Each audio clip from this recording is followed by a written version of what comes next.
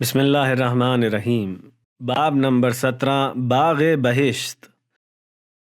میں نے اس صحرا میں دکھائے جانے والے واقعات میں بعض مرحوم رشتہ داروں اور جاننے والوں کا بھی دیدار کیا۔ ان میں سے ایک میرے چچا بھی تھے، خدا ان کی مغفرت فرمائے۔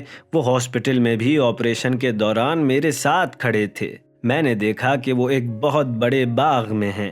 میں نے پوچھا، چچا جان، یہ خوبصورت باغ آپ کو کس عمل کے بدلے میں ملا ہے؟ کہنے لگے، میں اور تمہارے والد بچپن میں یتیم ہو گئے تھے۔ تمہارے دادا نے میراث میں ایک بڑا باغ چھوڑا تھا۔ ایک شخص آیا اور یہ طے پایا کہ وہ ہمارے باغ میں کام کرے گا اور باغ سے جو بھی نفع حاصل ہوگا وہ ہماری والدہ کو دے گا، لیکن اس نے چند لوگوں کے ساتھ مل کر بغاوت کی اور وہ باغ ہم سے چھین لیا۔ پھر ان سب نے باغ بیچ کر رقم آپس میں تقسیم کر لی۔ ان میں سے کسی کی بھی عاقبت بخیر نہیں ہوئی اور وہ سب برزخ میں پھنسے ہوئے ہیں، کیونکہ مال یتیم کے ساتھ ظلم کیا۔ جو باغ دنیا میں ہم سے چھین لیا گیا تھا، اس کے بدلے میں ہمیں یہ باغ دیا گیا ہے تاکہ اللہ کی مدد سے اپنے اصلی باغ کی طرف جائیں۔ پھر باغ کے دوسرے دروازے کی طرف اشارہ کر کے کہنے لگے، اس باغ کے 2 دروازے ہیں، ان میں سے ایک دروازہ تمہارے والد کے لیے ہے، وہ عنقریب کھل جائے گا انشاءاللہ۔ چچا کے باغ کے قریب ایک اور باغ تھا جس کے اندر کی ہریالی بے مثال تھی۔ یہ باغ ہمارے ایک رشتہ دار کا تھا۔ انہوں نے ایک بہت بڑا وقف کا کام کیا تھا جس کے نتیجے میں انہیں یہ باغ ملا۔ میں اس باغ کو دیکھ ہی رہا تھا کہ اچانک پورا باغ جل کر راکھ میں تبدیل ہو گیا۔ میرے رشتہ دار بڑی حسرت سے ادھر ادھر دیکھنے لگے۔ میں نے ان سے باغ کے جلنے کی وجہ پوچھی تو کہنے لگے کہ یہ بلا و مصیبت میرے بیٹے کی وجہ سے مجھ پر پڑی ہے، جو اجازت نہیں دیتا تھا کہ اس وقف شدہ زمین کی خیرات یا ثواب مجھ تک پہنچے۔ انہوں نے یہ بات پھر دہرائی تو میں نے پوچھا، اب کیا کرنا ہوگا؟ وہ بولے، تھوڑا عرصہ تو لگے گا کہ اس خیرات و ثواب کے نتیجے میں میرا باغ آزاد ہو، لیکن ڈر ہے کہ میرا بیٹا اسے تباہ نہ کر دے۔ میں جانتا تھا کہ انہوں نے یہ زمین وقف کر رکھی ہے اور ان کا نااہل بیٹا کیا کیا کرتا ہے، لہٰذا میں نے اس موضوع پر مزید بات نہیں کی۔ یہاں عالم برزخ میں ہمارے پاس اختیار تھا کہ جہاں چاہیں جائیں اور جو چاہیں دیکھیں، ارادہ کرتے ہی اپنی مطلوبہ منزل تک پہنچ جاتے بغیر کسی توقف کے۔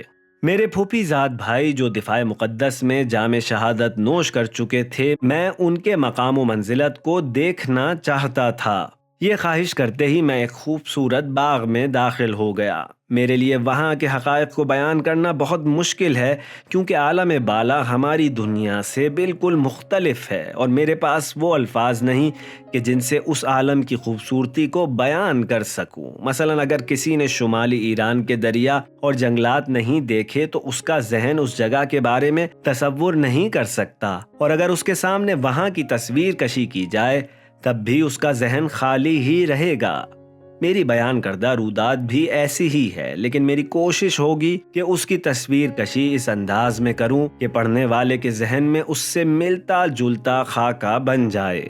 تو اس باغ کی انتہا نظروں سے اوجھل تھی۔ میں سبزے کے درمیان سے گزر رہا تھا جو بہت نرم اور خوبصورت تھا۔ فضا پھولوں کی خوشبو سے معطر تھی اور وہاں ہر طرح کا پھلدار درخت موجود تھا۔ درختوں کے پھل انتہائی چمکدار تھے۔ میں سبزے پر لیٹ گیا، یوں لگا جیسے نرم پروں سے بنا ہوا بستر ہو۔ پرندوں کا چہچہانا اور نہر کے پانی کی آواز کانوں میں رس کھول رہی تھی۔ میرے لیے وہ منظر بیان کرنا ممکن نہیں۔ سر اٹھا کر دیکھا تو کھجور سے بھرا ہوا درخت نظر آیا۔ خیال آیا کہ نہ جانے یہاں کی کھجور کا ذائقہ کیسا ہوگا۔ اچانک درخت نیچے جھکا اور میں نے کھجور کی ایک شاخ توڑ ڈالی۔ کھجور کا ذائقہ چکھنے پر بے حد لذیذ محسوس ہوا۔ اگر ہم اپنی دنیا میں حد سے زیادہ میٹھی چیز کھائیں تو منہ کا ذائقہ خراب ہو جاتا ہے، لیکن یہاں معاملہ بالکل الٹ تھا۔ کھجور جتنی زیادہ میٹھی تھی اتنی ہی زیادہ لذیذ بھی۔ میں اپنی جگہ سے اٹھا تو سبزہ سمٹ کر اپنی جگہ چلا گیا۔ آگے بڑھا تو نہر نظر آئی۔ عموماً ہم نہر کے کنارے پر کیچڑ دیکھتے ہیں اور اس سے بچ کر چلتے ہیں کہ کہیں پاؤں گندے نہ ہو جائیں، لیکن اس نہر کا کنارہ موتیوں کی طرح چمک رہا تھا۔ نہر کا پانی اس قدر شفاف تھا کہ اس کی تہہ تک سب کچھ صاف صاف نظر آ رہا تھا۔ دل چاہا کہ نہر میں کود جاؤں، لیکن پھر اپنے پھوپھی زاد کا خیال آ گیا کہ کہیں اس سے ملاقات رہ نہ جائے۔ نہر کے دوسری طرف ایک حسین و جمیل سفید محل تھا جو بہت بڑا تھا۔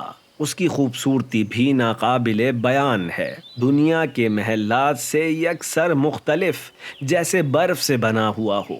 میں نے بچپن میں کارٹون موویز میں ایسے محل دیکھے تھے۔ محل کی دیواریں نورانی تھیں اور میں محل تک پہنچنے کے لیے کوئی پل تلاش کرنے لگا، لیکن اچانک مجھے یہ احساس ہوا کہ میں پانی پر بآسانی چل سکتا ہوں۔ میں اسی طرح نہر پار کر کے محل تک پہنچ گیا۔ قریب سے محل کو دیکھ کر میں مبہوت رہ گیا۔ جب پھوپھی زاد سے بات ہوئی تو اس نے بتایا کہ وہ اہل بیت علیہم السلام کا ہمسایہ ہے، اور یہ کہ اسے ائمہ معصومین علیہم السلام سے ملاقات کی اجازت حاصل ہے۔ یقیناً یہ برزخی جنت کی بڑی نعمتوں میں سے ایک نعمت تھی۔ اس کے علاوہ وہ اپنے شہید احباب اور رشتہ داروں سے بھی ملاقات کو جا سکتا تھا۔